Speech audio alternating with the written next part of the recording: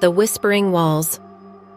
The clock struck midnight as my parents left for a weekend getaway, leaving me home alone. I wasn't too worried. After all, I was 17 and had been left alone plenty of times before. However, as I settled into my room, an inexplicable sense of dread washed over me. I tried to shake off the feeling and turned on some music to distract myself. As I lay on my bed, I thought I heard faint whispering, but I chalked it up to my imagination playing tricks on me. Yet the whispers persisted, growing louder and more distinct. Feeling unnerved, I got up to investigate the source of the strange sounds. As I moved through the house, the whispers seemed to follow me, echoing through the empty rooms.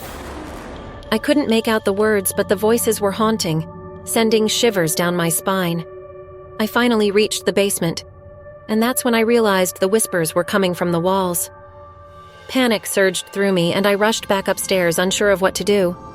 I considered calling my parents, but I didn't want to worry them during their trip. As the night wore on, the whispers became more ominous, and I couldn't ignore them any longer. I decided to call my best friend Lisa, hoping her presence on the phone would bring me comfort. But when she picked up, I couldn't hear her voice. Instead, I heard the same eerie whispers, as if the haunting had spread through the phone line. Terrified, I hung up and paced the house, trying to find a logical explanation for what was happening. That's when I noticed strange symbols etched on the walls in the hallway. They looked ancient, as if they belonged to some dark ritual. As I continued my investigation, the symbols seemed to glow faintly. The whispers grew more intense, and the air felt charged with an otherworldly energy. Fear gnawed at me, and I knew I had to do something before whatever was in the walls came for me. Desperate for answers, I searched the internet for anything that could explain the strange occurrences.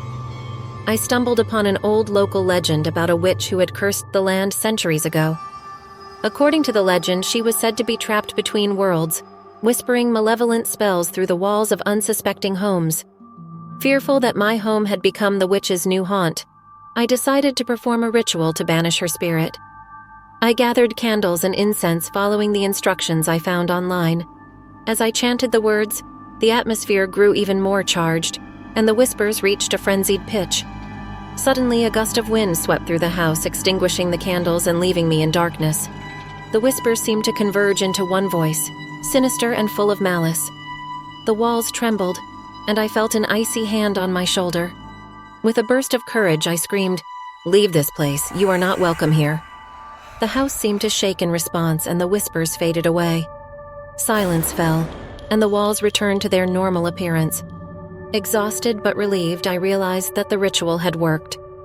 The witch's spirit had been banished, and the house was finally peaceful. From that night on, I couldn't help but wonder if there were other supernatural forces lurking in the shadows, waiting for their chance to strike when I was alone again.